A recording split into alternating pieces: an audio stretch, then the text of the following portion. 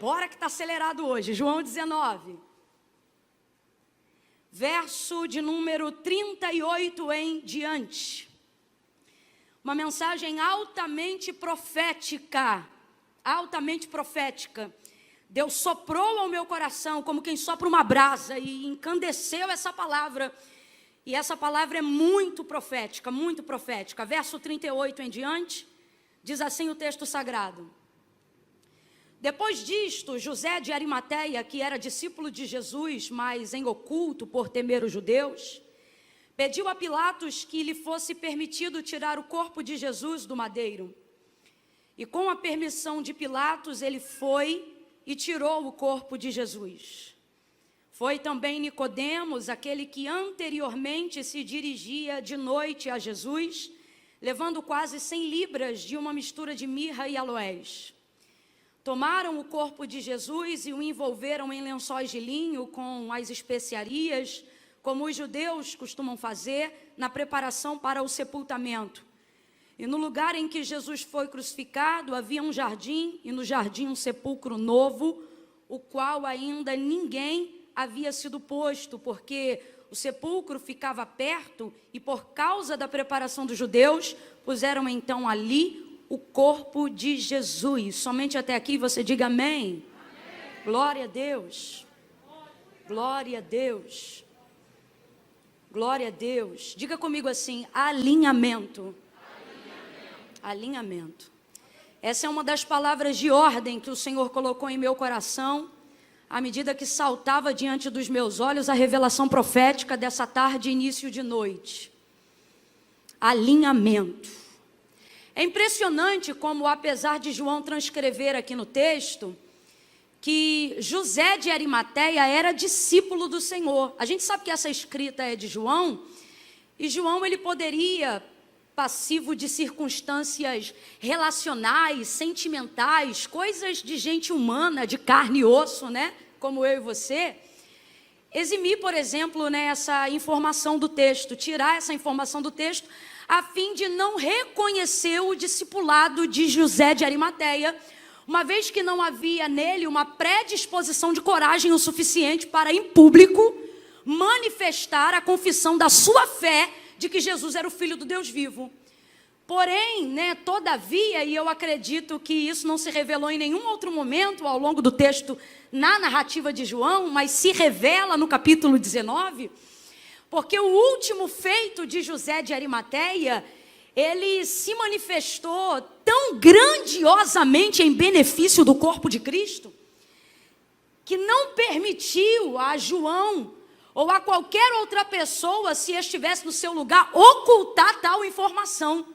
Uma vez que Jesus foi tão abençoado pela maneira como José de Arimateia se apresentou, ainda que nesse último momento da vida de Jesus, ou no caso, no momento da morte de Jesus.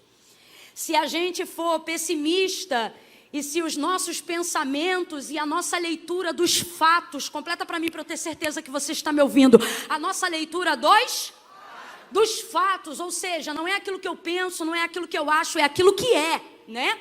Se a gente fizer uma leitura correta dos fatos que estão diante de nós, a gente não permite com que coisas que a gente sente possam transpor tais fatos.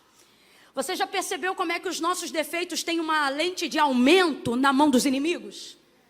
Porque eles fazem com que os sentimentos sejam maiores do que os fatos. E absolutamente, de forma nenhuma, nada pode ser maior do que um fato. É até uma das premissas utilizada na lei do direito, né? Que contra fatos não há. Claro que há, senão não haveriam processos. Mas é tudo aquilo que é colocado para tentar desmerecer, ou diminuir, ou acrescentar naquilo que é fato. Agora, João, como bom discípulo que era, percebeu que a atitude de José de Arimateia não podia ficar em oculto. Por quê? A partir do momento que ele entra em cooperação com o corpo de Cristo, servindo com tanta utilidade, gente, com tanta utilidade. Eu disse utilidade, qual foi a palavra que eu disse? Isso, servindo com tanta utilidade, torna o seu nome e o seu reconhecimento inevitáveis na história. Perceba que todas as pessoas que são úteis tem o reconhecimento de forma inevitável ao longo da sua jornada e da sua caminhada. É por isso que você vai conhecer ao longo da jornada pessoas que querem evidência por quererem ser famosas, e essas pessoas se tornam tão cansativas, elas se tornam inconvenientes, enfadonhas, porque a gente percebe a necessidade da notoriedade a fim de glorificar o próprio nome, o próprio status, o próprio prestígio, e por mais que elas consigam isso, seja comprando ou vendendo temporariamente, elas se tornam rapidamente obsoletas e passadas, porque não tem base o suficiente para dar a elas sustentabilidade, manutenção, vida, em cima daquilo que elas estão fazendo, porque a vaidade é vazia. E já dizia Salomão, quando no final de sua vida não tinha mais prazer, nem no jardim que construiu, nem nas mulheres que adquiriu, nem nas obras que construiu. Então ele resume a vida dele dizendo: agora eu descobri que se outro vier e quiser derrubar, que diferença tem se fui eu que construí, porque tudo isto é vaidade. A vaidade não se sustenta, a vaidade é fugaz, a vaidade é vazia. Agora, totalmente diferente é o reconhecimento caminhando na história de quem busca ser útil. José de Arimateia vai agora, mesmo depois de um período de covardia, mesmo depois de um período de falta de prioridades, acerca de como ele regia a vida dele, porque você sabe, o texto diz e João revela, por que ele era reconhecido como um discípulo que seguia em oculto. O texto vai dizer, porque ele temia os judeus. E temia por quê? Porque assim como Jairo, ele era de patente alta. Veja, olha a pessoa que ele tem acesso direto, sem intermediário. Pilatos, ele é alguém que tem trânsito, seja no clero judaizante, ou seja entre os romanos. Ele é um empresário famoso, muito bem sucedido. Não falta pulseirinha VIP, a grosso modo, para todo mundo entender. Não falta convite VIP para as festas, seja em Roma ou seja entre os sumos sacerdotes judeus. Oh, José de Arimateia tem as portas abertas. Então por que ele não consegue professar a sua fé? Porque muito antes da morte de Jesus Cristo, já havia saído um decreto pelas sinagogas e pelos sumos sacerdotes, de que todos aqueles que professassem dizer que Jesus era o Cristo, deveriam ser expulsos das sinagogas. E talvez você pense, eu não sei por quê que esse povo não confessava Jesus como Senhor. Eu não sei por que eles não reconheciam o Messias em Cristo como o Filho do Deus vivo. O que tem ser expulso da sinagoga? Vai ver, essa nossa cultura ocidental tira da gente essa perspectiva da cultura judaica.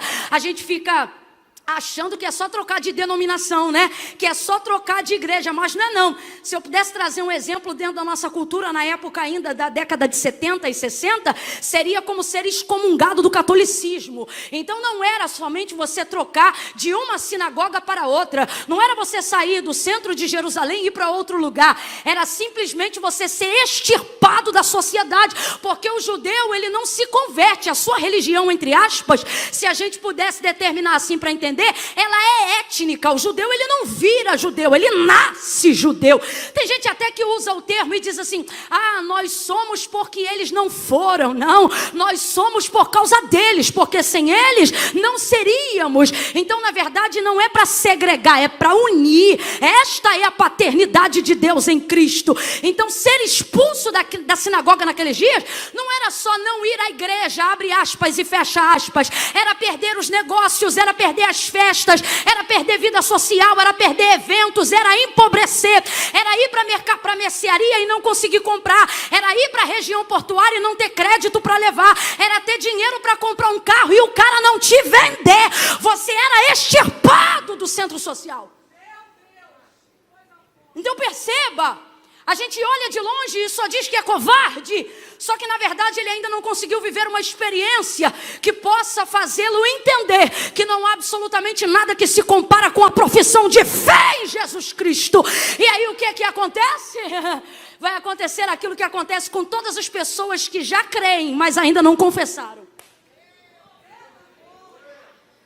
Elas vão em algum momento serem impactadas por uma experiência. Marcos capítulo de número 5, a gente vê um Jairo que teme os judeus pelo mesmo motivo de José de Arimateia. Mas olha que coisa impressionante, no dia que a filha dele tem uma enfermidade que ele julga ser para a morte, ele percebe que o nome da denominação que ele segue, eu vou falar assim para todo mundo entender, que a religião que ele vive, que a forma ou que ele se comporta como príncipe na sinagoga, ou que o seu status, que o seu prestígio, que a sua fama, que os seus convites VIPs, que as suas cadeiras principais não tem o poder de tirar a sua filha do leito. Mas alguém que senta entre pecadores e publicanos tem poder de dizer: oh, lá vai, glória, aleluia.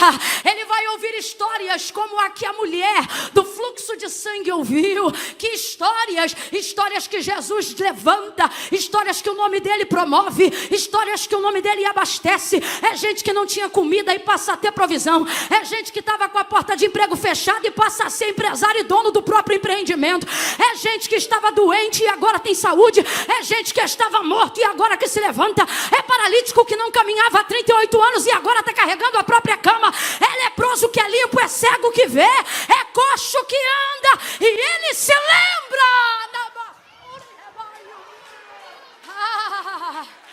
Ele se lembra que o título dele, a credencial dele, não tem absolutamente poder algum de tirar da cama a filha que ele tanto ama, a sua menininha. E então o que ele faz? Ele renuncia, porque ele sabe que para pedir Jesus para ir na sua casa, nesse comportamento ele já está tendo que renunciar todo o crédito social. Todo o crédito social. Para a gente entender que, a grosso modo, naquele ano não ia ter churrasco. Naquele ano ele não ia ser convidado para a ceia de Natal, da casa de ninguém. Naquele ano quem comprava com ele não ia comprar mais, e quem vendia da mão dele não ia vender mais. Naquele ano o salário de príncipe ia ser riscado. Na sinagoga você não trabalha mais, Jairo. Só que a Bíblia diz que onde está o seu coração, ali também está o seu tesouro. O que vale mais, o status ou a vida de uma filha? O que vale mais, o que dizem sobre mim ou a paz dentro da minha casa? Irmãos, a opinião pública tem o poder de te influenciar, mas não tem o poder de te dar sono. A opinião pública, ela tem o poder de te influenciar, e tem o poder também de ser influenciada por você, mas elas não têm o poder de te libertar de algemas e nem de amarras. Eu sempre digo isso aonde eu passo: patrocinadores te dão sapato e só Deus te dá chão. Patrocinadores te dão colchão, só Deus te dá sono. Patrocinadores te dão roupa, só Deus te dá revestimento. E tudo isso vai de para onde o seu coração se inclina. Aonde estão as suas prioridades? O que de fato e de verdade é importante para você? Jairo percebe isso. E então o temor que ele tem dos judeus é reputado a nada diante do amor que ele tem pela filha. E isso estabelece uma conexão com Jesus, que vai até a sua casa e não cura apenas uma enferma, mas levanta uma morta. Porque a princípio ele chama ela para curá-la de uma doença, mas depois ele levanta ela da cama porque a menina já estava morta. Existem coisas que o tempo protela e deixa com que elas só se realizem depois, não para nos humilhar mais, mas para glorificar ainda mais o nome do Senhor. Volta para José de Arimateia. Se João chama ele de discípulo, isso não é pelo que aconteceu no Calvário, mas é pelo fato de andar à espreita nos lugares em que Jesus ministrava. Então ele ouvia a sua palavra, ele via a capacidade dos seus milagres, ele via a potência da sua glória, mas não reconhecia em razão de tudo isso. E aí, Camila, e aí que isso aqui quebra essa temática que você quer levar para a sua vida e para o seu coração, dizendo que o que importa é que Jesus sabe, mas não concorda. Porque não foi Camila, não foi judeu, não foi sacerdote nem sinagoga. Foi ele mesmo que disse, e ele não disse aquele que crê, mas ele disse aquele que crê e me confia. confessa. Aquele que me confessar diante dos homens, eu também o confessarei diante do meu Pai que está no céu. E olha o que ele disse: mas aquele que se envergonhar. Presta atenção, gente. Ele diz aquele que não crê? Não, porque ele sabe que tem muito discípulo em oculto. O que é isso? Gente que crê, mas não confessa. E para entrar no céu, Camila, basta estar no meu coração filosofia humana, a filosofia bíblica e a palavra que o próprio Jesus, não foi João, não foi Pedro, não foi pastor e nem padre, Jesus disse foi: quem me confessar diante dos homens, também eu o confessarei naquele grande dia diante do meu Pai que está no céu. Mas aquele que se envergonhar. Por que envergonhar? Porque a maioria das pessoas que o amam, a maioria das pessoas que o servem, a maioria das pessoas que acreditam nele, não confessam nele, não porque não creem. Então veja, o problema não é falta de fé, o problema é excesso de vergonha. Você vem no culto porque crê, está aqui agora porque crê. Tem gente que vai ficar no segundo porque crê, outros que pegaram ônibus porque creem, gente que veio aqui hoje não para fazer uma social e nem porque estava entediado. Eu vou porque eu creio, e segundo a medida da sua fé, muitas bênçãos Deus tem te dado, mas a salvação ele não negocia. Aquele que me confessar diante dos homens, também será confessado por mim diante do meu Pai que está nos céus, disse o Senhor Jesus. Mas aquele que não crê, não crê, você crê. Você conhece o nome de um monte de santo, mas quando a coisa aperta, você chama o nome de um só, você crê. Você anda em um monte de lugar e conhece um monte de simpatia, mas quando a coisa aperta, é campanha de oração ao nome de Jesus que você faz. Então, José de Arimateia, eu sei que você crê. Você não fica no baile até 3 horas da manhã, mas está careca de andar na vigília e virar um monte. Você crê, mas na hora de confessar, os negócios, os negócios, os amigos, os contratos, e o status, minha popularidade, meus esquemas na empresa.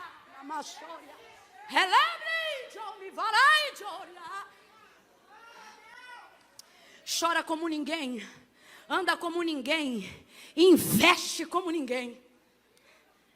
Eu vou além, hein? Dizima,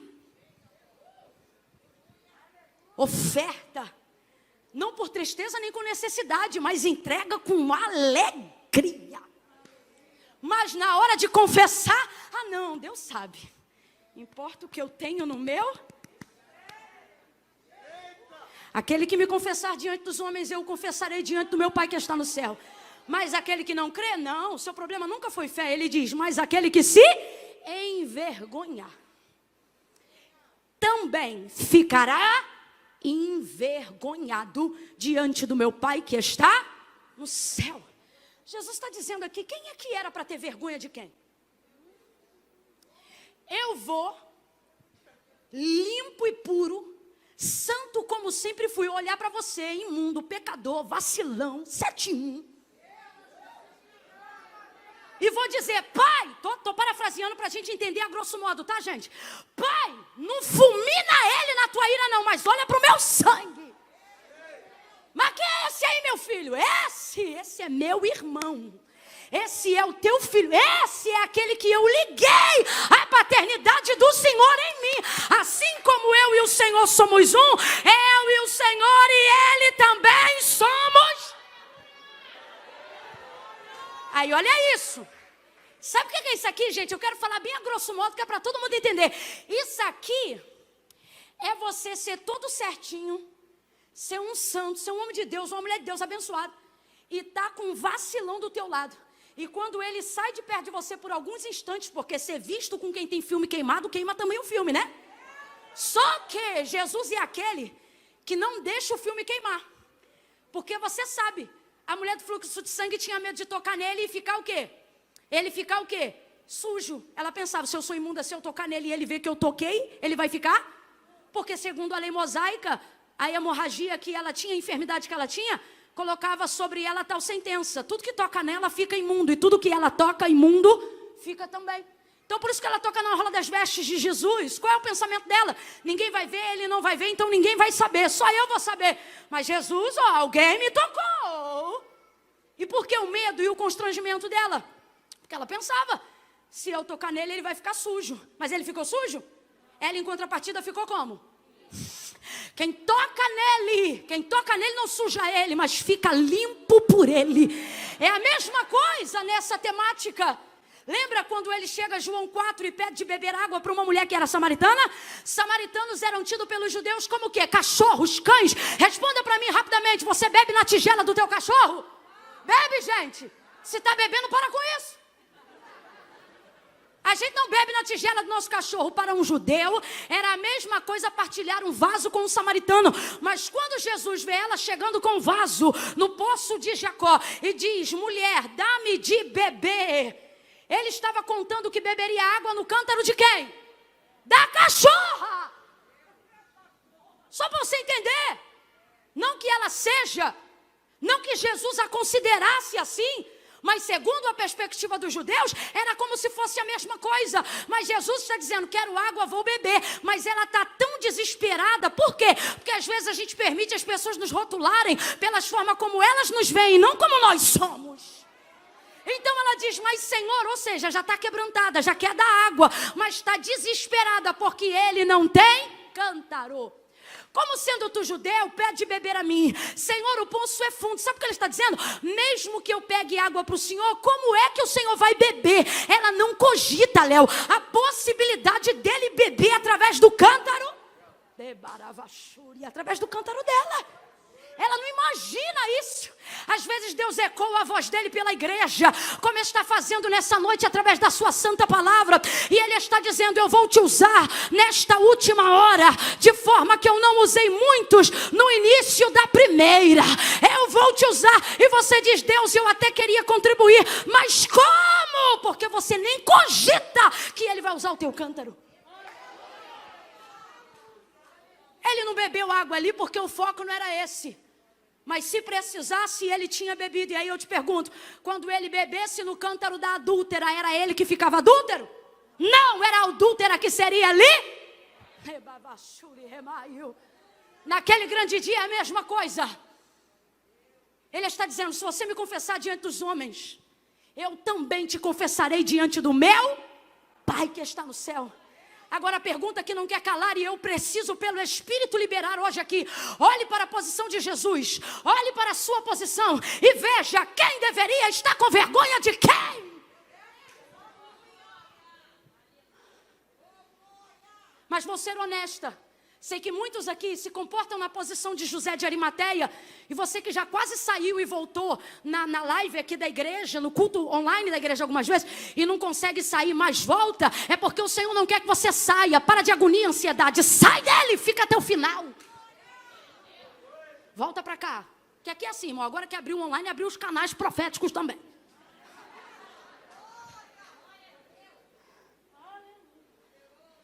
Muitos estão na condição de José de Arimateia, não porque sentem vergonha de andarem com Cristo, mas sentem vergonha de que Cristo seja visto com eles. Você já viu aquela galera que diz assim, era o meu caso. Não, Jesus é tão santo que quando eu resolver minha vida eu vou. Por quê? Porque eu não tenho vergonha de andar com ele, eu tenho vergonha de que ele seja visto andando comigo. Fala a verdade, quem aqui já teve essa sensação? Não é? Não precisa levantar a mão não, é reflexivo. Não é? A gente fica, como que eu vou? Eu vou envergonhar, eu vou... Só que veja, a exemplo do que eu disse sobre a mulher do fluxo de sangue, a exemplo do que eu disse sobre o cântaro, Deus está dizendo, eu não sou como os homens. É porque as pessoas querem travestir aquilo que Jesus fez. Por exemplo, as pessoas dizem assim, Jesus andava com todo mundo. Não, irmãos, era todo mundo que andava com Jesus. E Jesus está dizendo, se você for visto comigo, se você for visto comigo, seus pecados não ecoarão mais fortemente do que o meu perdão para cada um dos seus pecados. O problema é que você quer me obrigar, depois do culto, me levar para casa para andar contigo. Porque você não tem coragem de mostrar para as pessoas que você está doidinho e doidinha para andar comigo.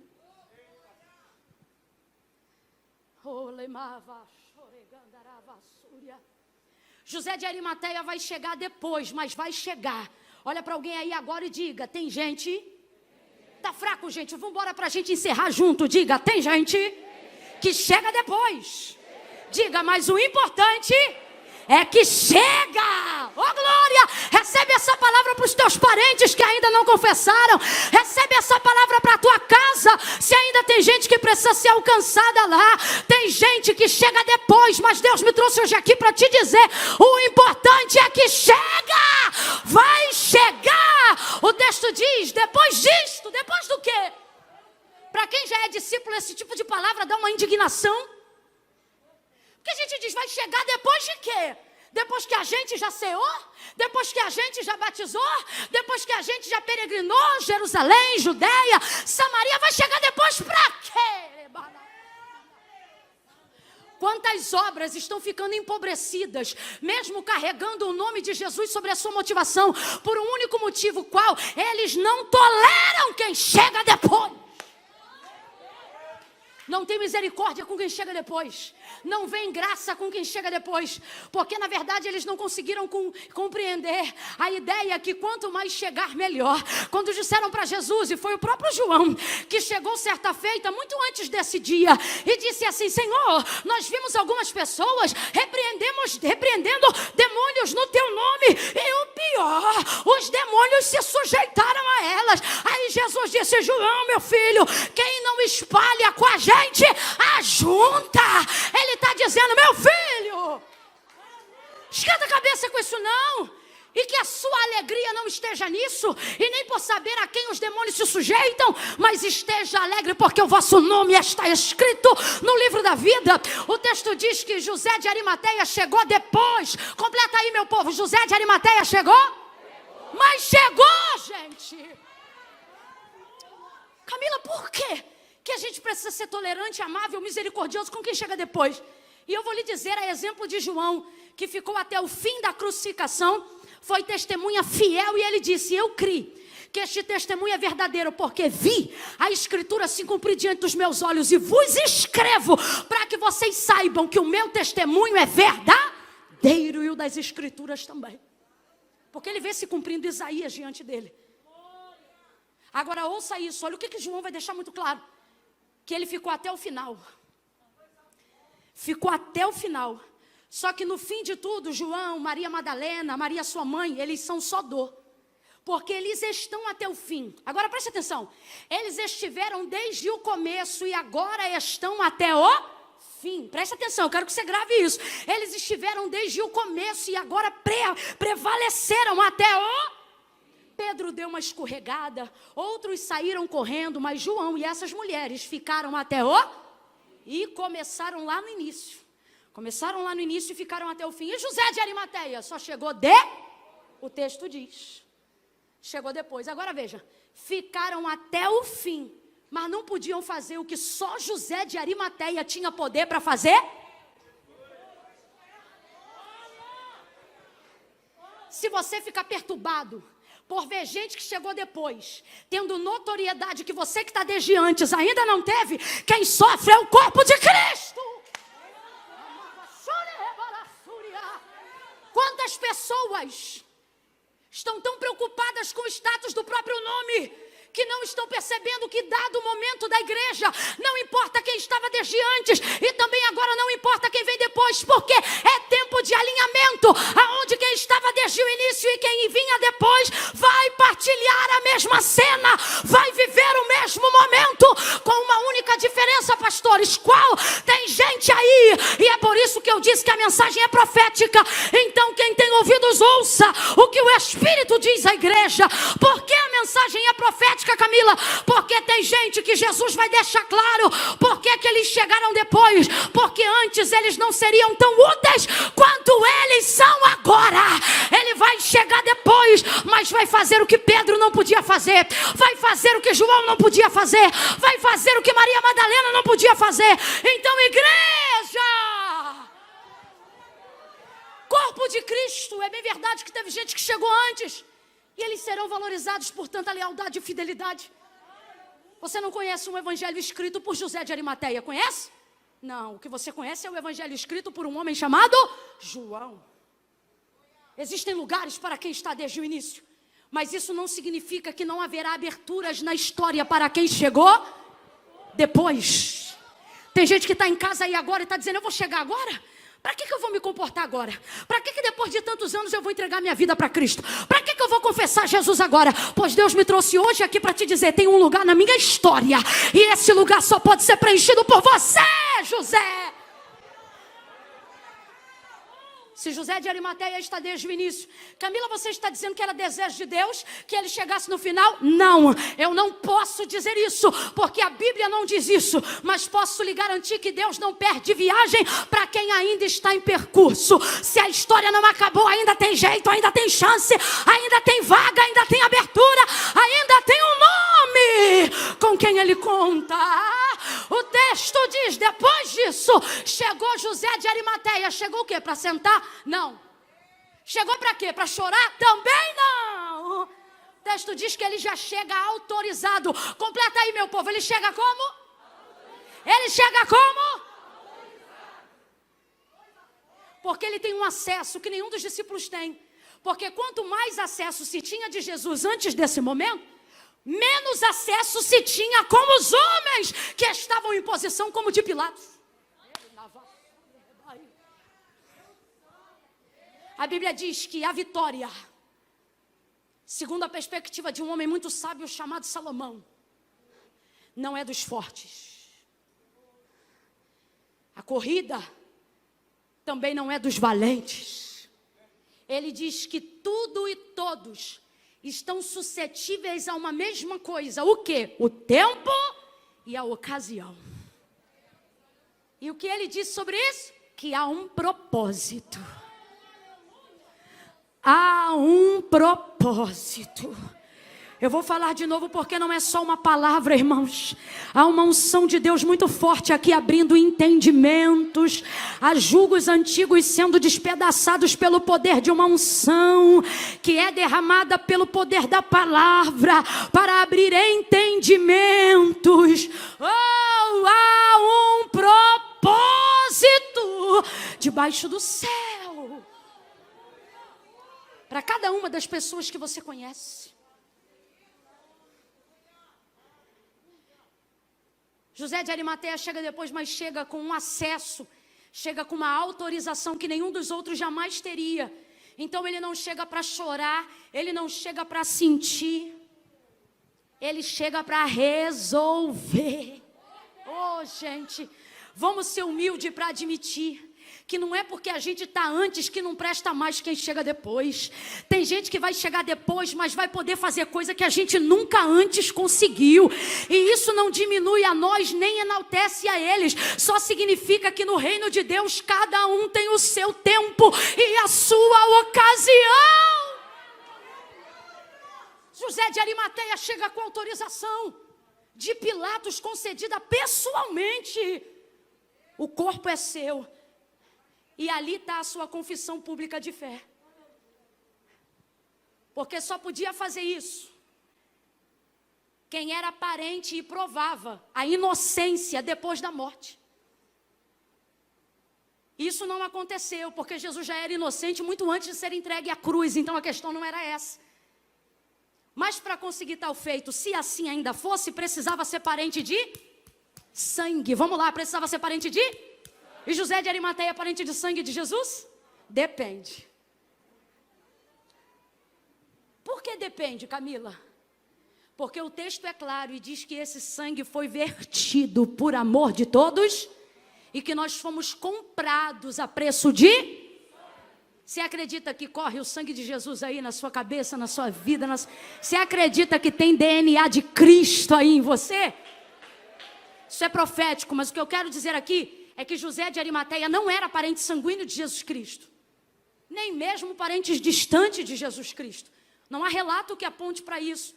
Mas o que é claro no texto é que se só podia fazer tal revogação jurídica, conceitual e pontuada por um nobre como Pilatos, quem tinha relacionamento de sangue com o crucificado. E esse não era o caso de José de Arimateia, e ainda assim ele fez. Sabe o que está acontecendo? Ele está se tornando parte do corpo de Cristo, mesmo sem ser, por amor de Jesus Cristo.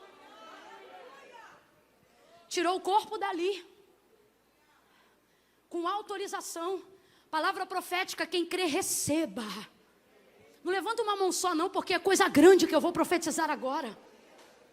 Existem pessoas que vão chegar depois na sua jornada ministerial. Existem pessoas que vão chegar depois na sua vida relacional. Existem pessoas que vão chegar depois na igreja onde você congrega, no bairro onde você mora, na família a qual você participa. Mas Deus nos trouxe hoje aqui para dizer: calma, não desmerece.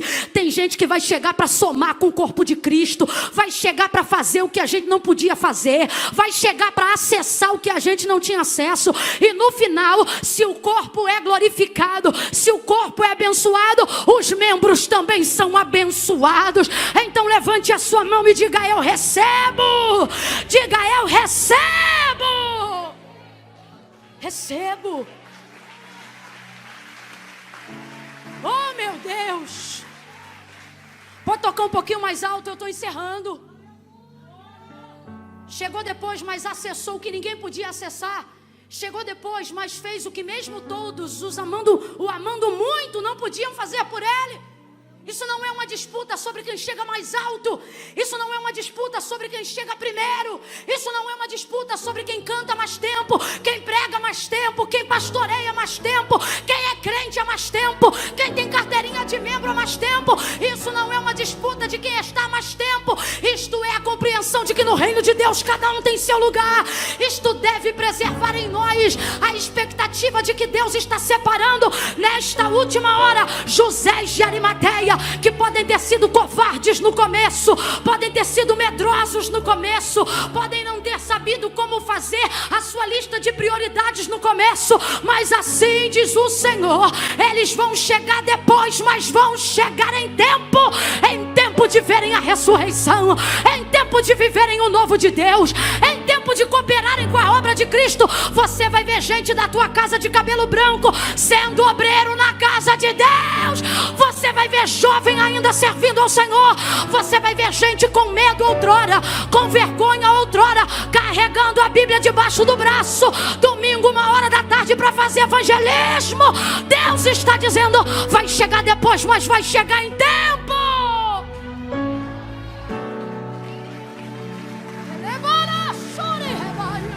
Aplauda mais forte se tem alguém na tua casa como José.